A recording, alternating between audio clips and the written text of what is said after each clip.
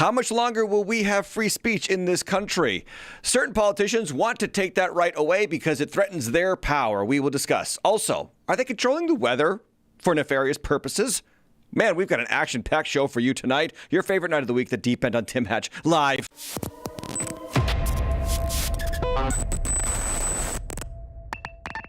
Yes, welcome in, everybody, to Monday Night Deep End. It is Season 7, Episode 40 here on Tim Hatch Live, and I'm so glad that you're here. And we've got a big couple of stories coming up tonight.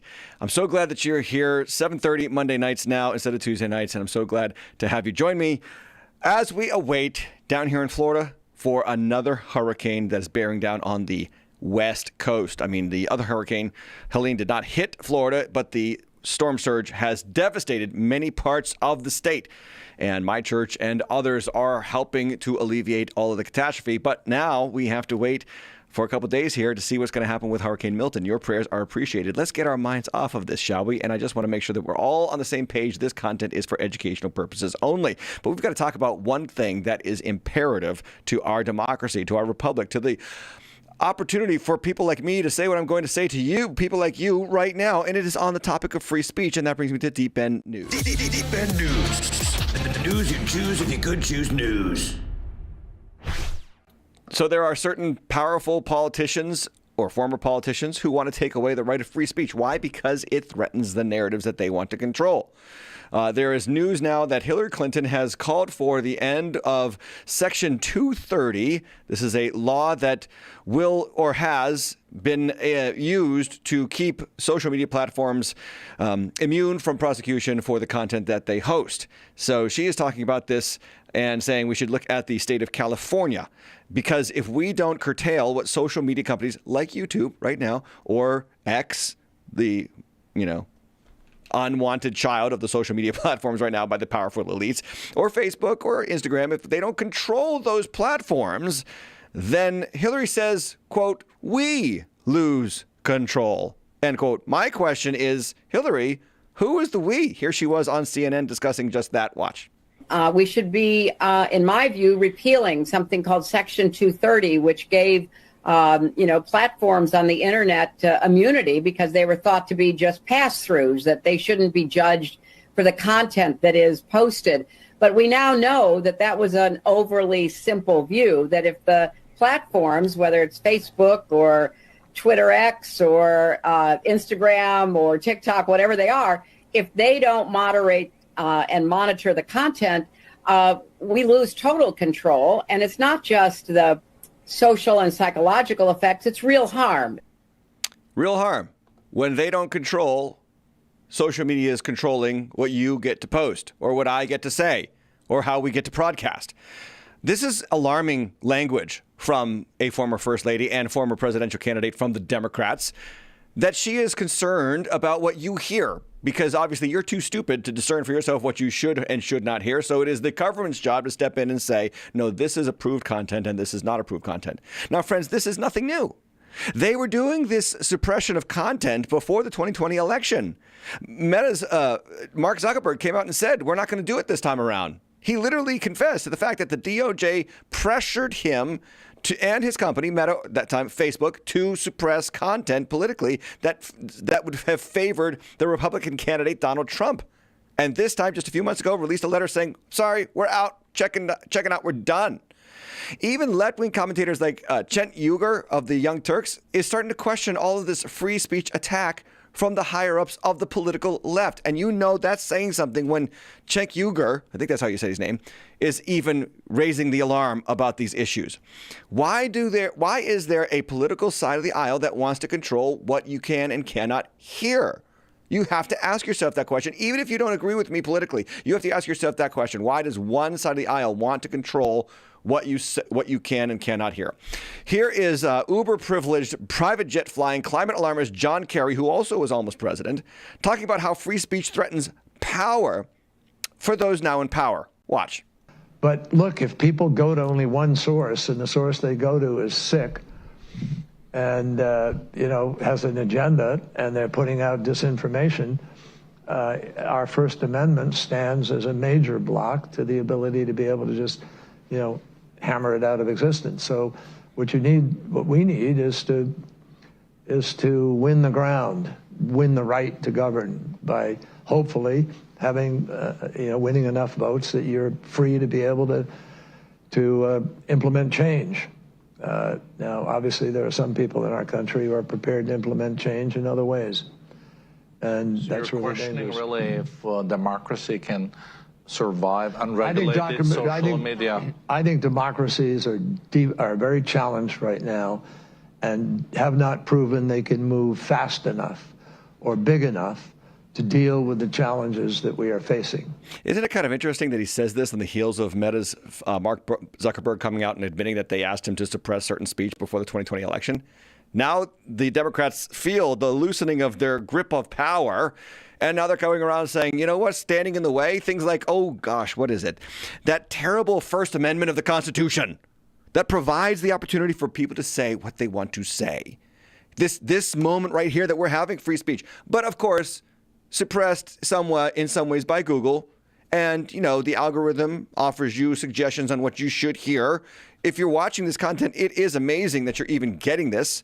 This past year, for myself personally, on my YouTube channel, my personal YouTube channel, not this one, I was actually unsubscribed from Tim Hatch Live, myself, and from my church's YouTube channel without doing it on my own.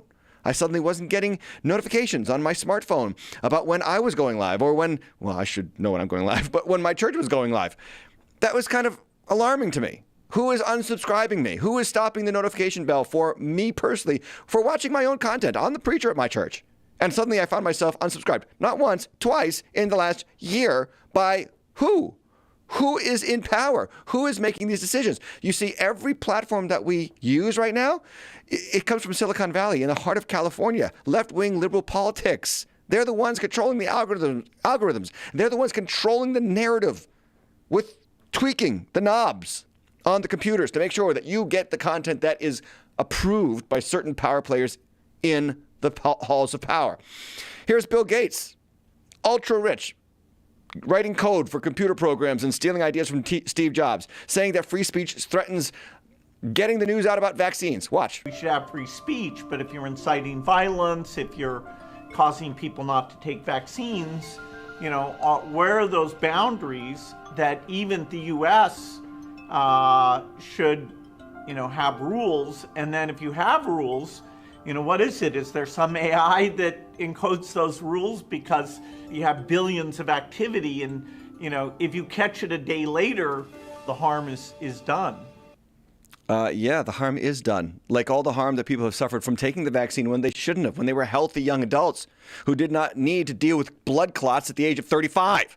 How about that, Bill Gates? But these are the higher ups. These are the halls of power telling you that the First Amendment of the United States Constitution, the most hallowed, sacred First Amendment, is now problematic, getting in the way of people who want power to maintain power. Can you tell that an election's coming up and it's like they have a real stake in making sure that it goes a certain way or their world, not your world, their world will collapse? Now, when I was in Washington, D.C. a couple of weeks ago, I met Jonathan Hurley, a professor at George Washington University Law School. And he is often in debates around free speech, the First Amendment, in academic venues around the country.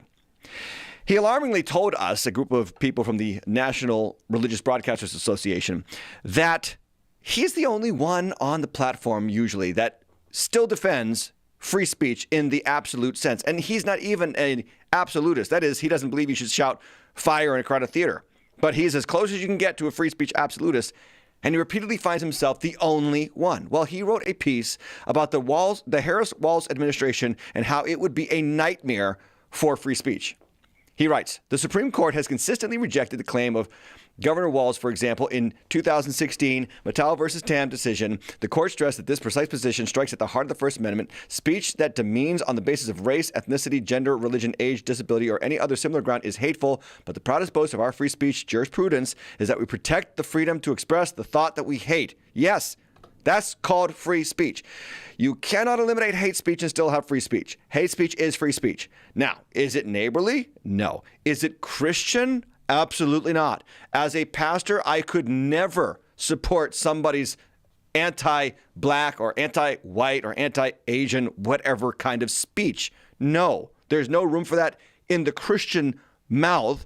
And we've got far more to worry about than those things when it comes to the Christian's mouth. As James chapter 3 talks about, the tongue is a fire, a world of evil among the members of the body.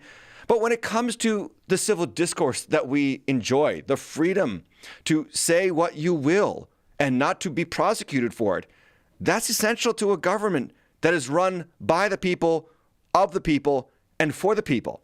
And so we are separating now the Christian mindset, which calls us to a higher law than the laws of our government, and the civil mindset, which is a place where expression must be protected. Hurley goes on in this article, and he talks about in Harris's failed 2020 presidential bid, she ran on censorship and pledged that her administration will hold social media platforms accountable for the hate infiltrating their platforms because they have a responsibility to help fight against this threat to our democracy. Then he goes on that the substitution for Harris for Biden makes this second election in which free speech is the key, makes this the second election in which free speech is the key issue for voters. He talks about when Ben Franklin warned, in those wretched countries where a man cannot call his tongue his own, he can scarce call anything his own. Whoever would overthrow the liberty of a nation must begin by subduing the freeness of speech. Without freedom of thought, there can be no such thing as wisdom and no such thing as public liberty without freedom of speech, which is the right of every man. Consider what got Christ crucified, right? Think about what the the higher ups in the halls of power had a problem with. He called himself God. He associated he associated God as his father. He also spoke about their sins. He called them out for their whitewashed tombness religion, of how hypocritical they were. And at the end of the day, it was his claims that put him on the cross. Of course, according to the foreknowledge and predestination purposes of God. But nonetheless, Jesus spoke freely. He calls his church to speak freely. The church, when challenged by the powers that be in Acts chapter 3, when they were suppressing their content, what does Peter say? Judge for yourselves whether it is right for us to obey you or to obey God. But as for us, we cannot stop telling you what we have seen and heard. Free speech is not an American value. It is a biblical value. It is a gospel-centered value. We use our tongue freely to extol the glory of God, to preach the gospel, to tell people about Jesus without fear of retribution from the government power. This is so important. I cannot express it enough. And Kamala Harris is as anti-free speech a politician running for president as we have ever had. In fact, the Washington Examiner reporting that Harris's free speech positions was so extreme that even Senator Elizabeth Warren of Massachusetts pushed back, saying she wanted to kick Trump only out of the White House, not off social media. But Politburo Secretariat Officer Kamala did not back down. I'm calling on everyone to join me, she said. By 2019, Harris had a well-established history of using government power to silence voices she does not like. As Attorney General of California, Harris demanded that select conservative nonprofit organizations turn over sensitive IRS documents that revealed the identities of their donors. She claimed she needed the information to combat fraud in the nonprofit sector, but she failed to identify one case in which the collection of data assisted in actual fraud investigation. In a complete coincidence, Harris's office then posted the private data online, an incident that she claimed was purely accidental. The Supreme Court ruled against Harris, holding that her efforts to intimidate conservative voices by abusing IRS power violated the First Amendment. Harris's war on the First Amendment does not end there. As senator, she attacked judicial nominees for mere membership in the Catholic fraternal organization, the Knights of Columbus. Quote, were you aware that the Knights of Columbus opposed a woman's right to choose when you joined the organization? End quote. Harris grilled Judge Brian Boucher. The implication of her line of questioning clearly was that merely being a member of a charitable Catholic organization that has conservative views disqualified one from public service. That is a person that is a hairbreadth away from the presidency of the United States. And no one hears about this. We don't hear these news reports because they want to control what we hear. They don't want you subscribed to this channel. They don't want you paying attention to people like me. They will suppress the content that they feel unbalances the narrative or upends the narrative that they need you to listen to. And we have just more and more that we could go on about this for a long time. So many outlets that are reporting on this that you don't hear about. Even we talked about earlier Tim Walz talking about there's no guarantee to free speech on misinformation or hate speech around our democracy. The state of New York is now enacting a censorship surveillance program upon its citizens to crack down on expression it deems to be hateful. We've talked about these things on the deep end before, but it bears repeating because it will increase ever more slightly the less that you hear about it. So you just got to know what's not truth in order to be manipulated with the lies. Meanwhile, rules for thee, but not for me, Kamala Harris, because her campaign was caught manipulating Google search results, changing the results to look like headlines that media outlets were purporting were her positions. See, this is silence from the media about this. Nobody really hears about these things. But what happens in this case is the Harris campaign pays Google for an ad that you see on your search results, and it comes up using the logos of major news outlets so that it will look like organic search, so that the news outlets are basically parroting the Kamala Harris campaign talking points, which they already do, but this even more so. So it looks like she's just getting friendly news coverage every step of the way. Not to mention the absurd dichotomy between the negative reporting of Donald Trump and the positive reporting of Kamala Harris. I mean, it's almost the exact opposite. 90% positive for Kamala, 90% negative, even 98% negative for Donald Trump across all publication platforms.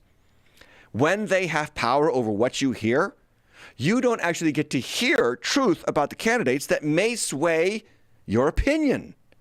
For instance, just go back to 2020 when the Hunter Biden laptop was unearthed and the New York Post platformed this news story. Wasn't confirmed yet, did later become confirmed. And the federal department organizations of the FBI wanted to suppress the content, said it was all Russian disinformation. And then the New York Post was deplatformed from Twitter when it was still under the hands of Jack Dorsey and not Elon Musk, just in time for the election to go a certain way. So you don't hear certain news items, and then you make a uninformed decision about who should be running your government. I will remind you, it is your government. These are your leaders. You have a voice. You have a choice. You must vote and participate in the process or stop complaining altogether. Now we are just weeks away from an election once again, and they want to silence headlines that might look damaging for the Democratic elites that are trying to take control of the government or keep control of the government in the case of Kamala Harris at this point. So Doug Emhoff, this is Kamala's husband. He is reshaping masculinity in very positive ways for the political left. Like, he's not a bully like Donald Trump. And he doesn't go around talking about how big his biceps are. No, he supports his wife. He is a man wife. He is a husband wife. It's ridiculous speech about men. But this is now a very positive movement for the political left. And here on MSNBC is Jen Psaki talking about how Emhoff has reshaped masculinity. Watch. Important part, an interesting part of how people have talked about your role here is how your role has reshaped the perception of masculinity. And I'm not sure you planned on that, but you are an incredibly supportive spouse. Has that been an evolution for you? And do you think that's part of the role you might play as first gentleman? It's funny. I've started to think a lot about this. I've always been like this. My dad was like this. And to me, it's the... Yeah, he's always been like that. Real supportive of women, empowering them, championing them, making sure that they succeed at every level.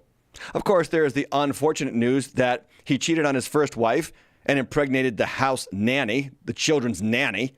Oh yeah, nobody wants to hear about that on the political left. And then recently, news broke that he assaulted his ex-girlfriend.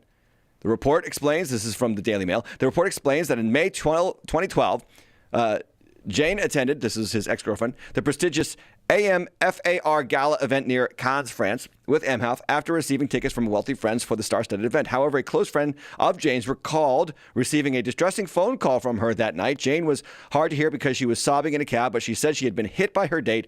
The friend, unsure of how to help, could not reach her again after the call. And the person who hit her was one Kamala Harris's husband, Doug Emhoff. Now, 3 friends have come forward under the cloak of anonymity to substantiate the claims of this friend. 3. Okay, now the news is silencing this. And Emhoff put out a statement about 4 days later saying that any assertion that he abuses women is false. Not exactly a straight denial, but nonetheless. 3 women have corroborated the story. You know what that means? That means that 3 more women have corroborated the claims of this woman beaten by Doug Emhoff than could corroborate the claims of Christine Blasey Ford, who claimed Brett Kavanaugh raped her at a party she couldn't remember when and where it happened. What happened to believe all women? Only, I guess, when the guy is a Republican do we believe all women. When the guy is a Democrat, well, then it's, up for discussion. And there are things, there are narratives, there are facts that the government doesn't want you knowing about what's going on. And this is nothing new for the government. The JFK assassination and other historical moments. What we did in Grenada, what we did in other states and countries. Did we impose communism upon Cuba because they posed a threat to our capitalistic regime? I don't know. It's possible to discuss. But we have no idea at how nefarious our government might possibly be. And they don't want you to know what's going on with the FEMA money. What we are sitting in right now, what we are seeing on our screens are scenes like this. Entire towns in North Carolina gone, wiped out by the remnants of Hurricane Helene. And friends, there was a time when your federal tax dollars were used on you, the American people. But that's no longer the case. FEMA, the Federal Emergency Administration, is out of money. Out of money. And the back page of the New York Post reports it. The calm before the storm. Feds say there's no money left for hurricanes after it spent $1.4 billion on who? On illegal immigrants. The Federalist has a piece out talking about Biden-Harris's administration basically using FEMA disaster funding for illegal immigrants. And I want to show you the article. And for all the skeptics who say, oh, well, the Federalist, well, you can't trust that outlet. Just hold tight. Let me read the article first. Here's what it says. The Federal Emergency Management Agency allocated nearly $364 million in the fiscal year 2023 and $650 million for 2024 fiscal year to the Shelter and Services Program to provide humanitarian services to non-citizen migrants following their release from the Department of Homeland Security, according to the government's website. FEMA's top priorities under the incumbent administration, meanwhile, do not include disaster relief among the top 2 goals of the Emergency Services Agency. According to FEMA's own website, the stated goals include, first, instilling equity as a foundation of emergency management, and second, leading whole of community in climate resilience, the goal to promote and sustain a ready FEMA and prepared nation ranks third. So what do you have there? You have even FEMA, which should be handling people in disaster no matter who they are, has been hijacked by diversity, equity, and inclusion, and has prioritized people in the country illegally over those who are suffering right now in the country paying taxes to actually fund FEMA. Now, again, you say, the Federalist. Who can trust the Federalist, that right-wing rag? Okay, let's hear from Mayorkas, the Secretary of Homeland Security himself. 3 months ago, he said that FEMA was putting money, FEMA was tremendously prepared for hurricane season, and today, suddenly out of funds. From the horse's mouth, watch. FEMA is tremendously prepared. This is what we do. This is what they do. And the key here, Rebecca, is also to make sure that the communities who are potentially impacted are prepared as well.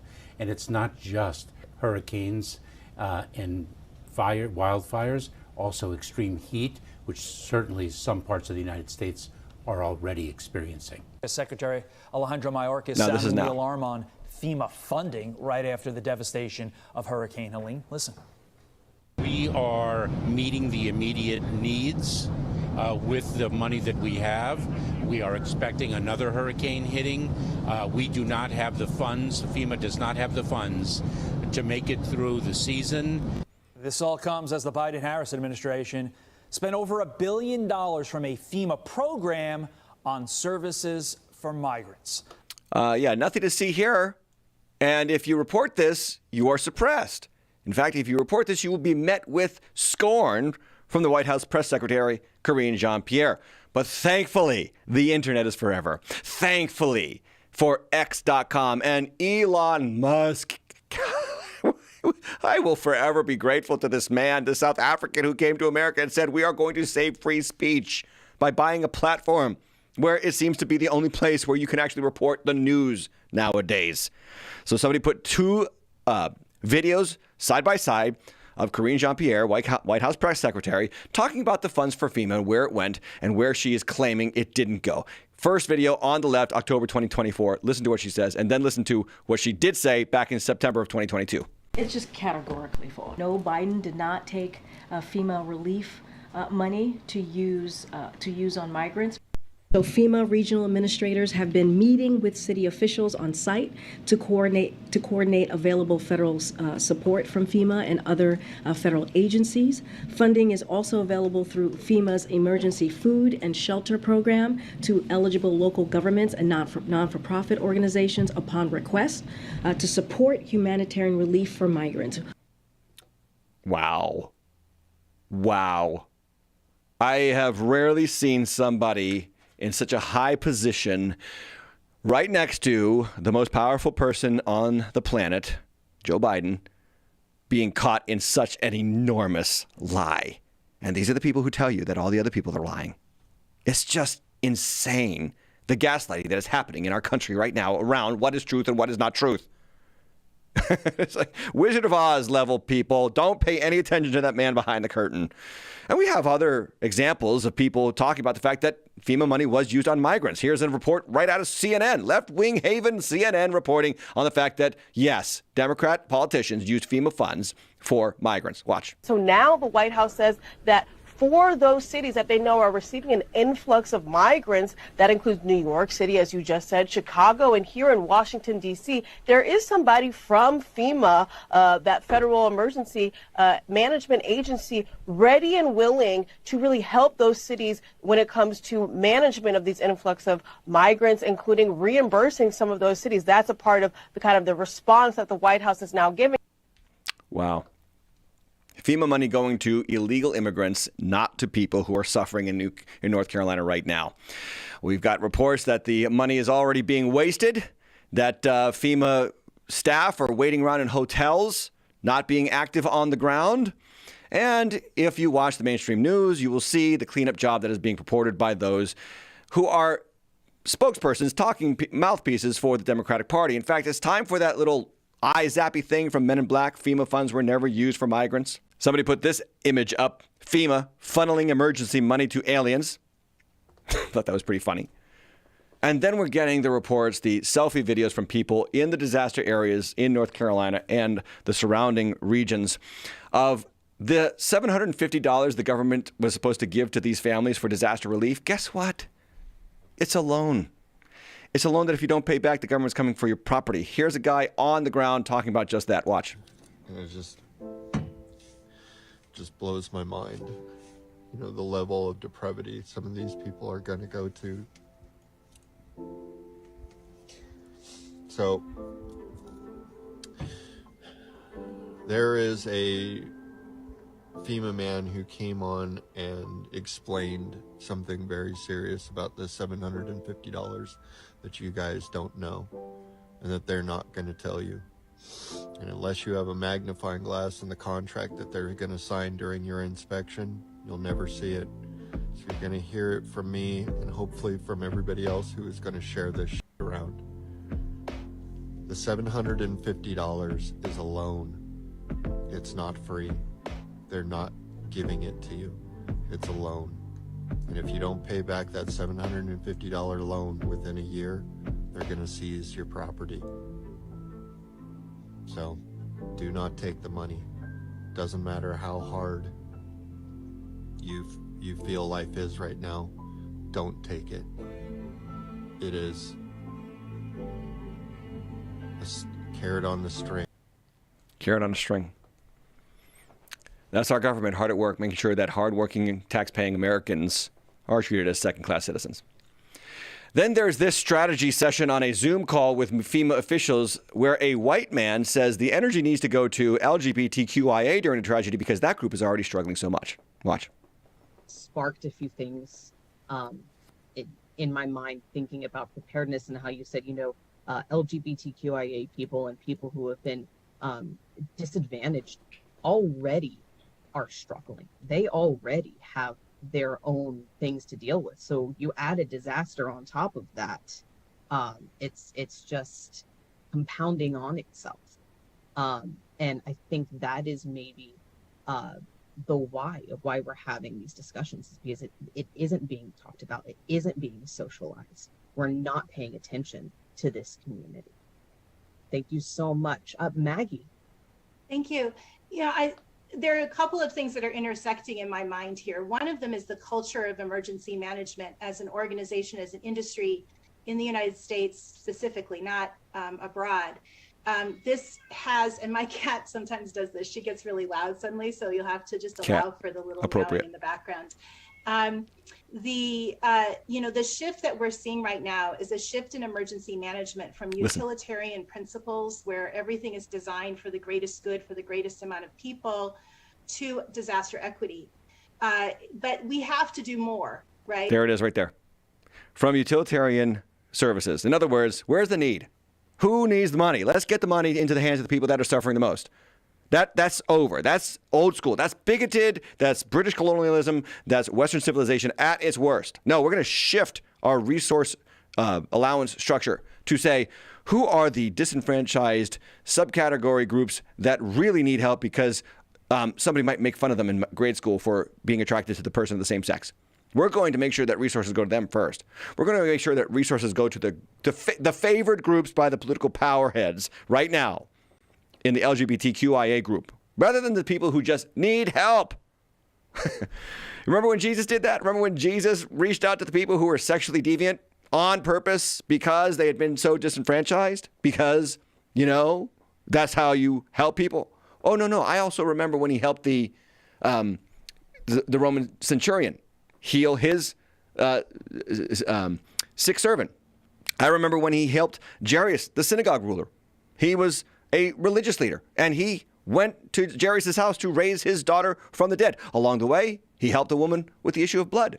And yes, he did reach out to the sexually deviant to call them to repentance, to bring them to God the Father, to bring them to righteous living. Now, what our government wants is the emotional support animal Jesus, but not the righteousness, holiness Jesus that is in the scriptures. We want to make sure that we are kind and compassionate to the people who are marginalized by a country that celebrates them pretty much every stinking day in media and pop culture, the LGBTQIA squad. It's all about them. And now that is how FEMA is going to distribute money. And you have it right there on the Zoom call with FEMA leaders on how the money that we pay into the federal government is going to be dispersed for disaster victims. And this is, by the way, exactly what Kamala Harris campaigned on, that we need to have a equitable DEI approach to disaster relief. We can't just help people. No, we have to filter them through the lens of how we see them, because we have to put everybody on a totem pole of victimhood. And so the more victimhood identities that you can claim, the more money you're going to get from the federal government. Now, you take a look at me and you say, wait a second, Pastor Tim, don't politicize disaster. It's a hurricane. People are hurting. This is not a time to call out what's wrong with our federal government. This is not a time to call out what's wrong with Kamala Harris. Oh, no, it's not. I'm old enough to remember that in 2005, on the heels of Hurricane Katrina devastating the New Orleans area, that George W. Bush was excoriated for flying over the wreckage in the helicopter instead of getting on the ground and making a speech from there. I remember how badly they hit that man for being out of touch with the needs of the people who were suffering the effects of that hurricane. And it wasn't off limits then. Thankfully, CNN has a token right-winger named Scott Jennings who called out the other side on referencing back on politicizing the hurricane relief efforts of Helene and hearkening back to how they politicized the relief efforts of Hurricane Katrina because Bush was in charge. Watch this interchange. It's great. I literally lived through Hurricane Katrina in the Bush White House, and as I know you lived through it, Anderson, covering it. And I don't recall any restraint by Democrats or the national media coming after George W. Bush and FEMA and every other thing, and it was immediately politicized. And, I well remember it. It's seared into my brain. And so now all these people are out here saying, we can't politicize this. We can't criticize this. Nothing can be said about Biden and Harris here or FEMA or anything else. And I just think, well, if a Republican were in the White House and the Republican president were at the beach and the vice president were raising money with celebrities, I guarantee you somebody would be mad about it. Yeah. Oh, by the way, that's exactly where Kamala Harris was. She was at a $1 million a plate fundraising dinner, and Biden was at Delaware or whatever. Delaware Beach? I forget what it's called now. Just hanging out in the sun. Now, the question about all of these hurricanes, why are they increasing so? Climate change? Or could it be that the government is controlling the weather? And we need to talk about it because it's not just crazy news. I thought it was when my wife first suggested that they were controlling the weather. But there's a whole lot of content floating around the internet over the last, guess what, 70 plus years that this exact thing has been happening. Now, down here in Florida, we are eagerly anticipating another hurricane about to hit us, and we are under high alert. This is the second hurricane in 2 weeks. It's like unheard of. Hurricane Milton became a Category 5 storm just hours earlier and is expected to make a direct hit from where I am broadcasting from now. And my church and others have been on the ground in active cleanup and help, but Floridians are talking a lot now about this, about how strange it is to have recurring hurricanes like this and to watch where Hurricane Milton developed just off the shore of Mexico, which is highly unusual. Which makes me ask the question, are they controlling the weather? And we're going to talk about that because, after all, we're not the mainstream news. Now, before, again, you call me a conspiracy theorist, listen to this report on CBS News from 9 years ago where a man named Michio Kaku is describing how the government was actively involved in manipulating storms and weather patterns. Watch. You know, they were talking about climate change yesterday, and now we're learning that scientists and researchers are looking at how to change the weather on purpose. That's right. Lasers now could one day manipulate rain and lightning. CBS This Morning contributor Michio Kaku is a physics professor at City College of New York. Professor, nice to see you. Extraordinary seeing Al Gore and Bill Clinton there together with Charlie, wasn't it? That's right, yeah. Yeah, they did not get into this discussion, though. But it is fascinating. I mean, lasers, really, to change the weather? That's right. Well, as Mark Twain once famously said, everyone complains about the weather, but no one ever does anything about it. Well, instead of doing a rain dance, we physicists are firing trillion-watt lasers into the sky to actually precipitate rain clouds and actually bring down lightning bolts. This is potentially a game changer. But this is experimental. It's experimental. However, in the laboratory so far it works. When you have water vapor and you have dust particles or ice crystals, you can precipitate rain. It condenses around the seeds. These seeds can also be created by laser beams. By firing trillion-watt lasers, you rip apart the electrons, creating what are called ions, and these ions act like seeds, like dust particles, bringing down rain and even lightning. Go ahead. Well, this fascinates me in part because, too, I remember reading the stories that China had used this during the Olympics, that the USSR had used this after Chernobyl to create rain clouds. I mean, did those really work then? We have some of these capabilities now? Inconclusive. Even in the 60s, the CIA used this to bring down monsoons during the Vietnam War, to wash out the Viet Cong. Governments have been playing with this thing. Alleged to. Alleged to, right. Yeah. Now, we realize that for decades now, these governments have been alleged to have experimented with weather control, but nothing conclusive. This time we're bringing in the laws of physics rather than simply waving our hands and uttering mumbo jumbo. We're actually using trillion-watt lasers now. And in the laboratory, sure enough, they precipitate rain out of water vapor. Sure enough, you can actually bring down electricity down the beam. So what is it? Wow. 9 years ago, that aired on CBS. And this is not a one-and-done situation, friends. We've got a couple of pieces of content here that you need to pay attention to where they have talked openly about this on major news outlets before. Watch this piece on ABC News. That cloud seeding is booming. They anticipate at least another 200 ground cloud seeding machines to be put in before next season. Ginger, this is such a cool concept, but is it too good to be true? I mean, how do we know that the chemicals that they're spraying from the air aren't bad for us or the planet? The good news is we've been doing this since the 1940s and 50s. Other countries do it, and there have been a lot of research projects that have shown that the silver iodide, for example, is not found. It's negligible once it gets down to ground level. So, again, I don't want to be too skeptical, but is there anything wrong with manipulating nature like this? I think that's the question we should have asked when we built every single parking lot and every rooftop. We have been manipulating weather with us for a very long time.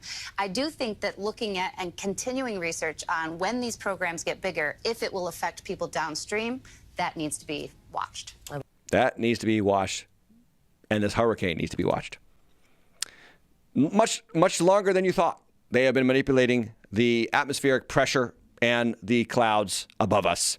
This is a piece from the Atlantic Oceanographic and Meteorological Library, NOAA. The U.S. Department of Commerce put this out, 70th anniversary of first hurricane seeding experiment. On the afternoon of October 13th, 1947, an Air Force B-17 aircraft penetrated a hurricane 415 miles east of Jacksonville and dumped several pounds of crushed dry ice into the storm just to see what would happen. This was the first attempt to modify a tropical cyclone by seeding it with freezing nuclei. It was almost the last. And the article goes on to talk about how a storm was redirected by such experiments so that the scientists couldn't even find the eye of the storm to be where they expected it to be. It was more than 100 miles off of where it was expected to land. This is 77 years ago now, because that article is from 2017.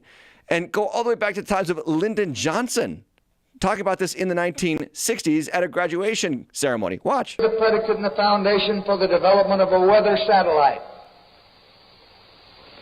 that will permit man to determine the world's cloud layer and ultimately to control the weather, and he who controls the weather will control the world.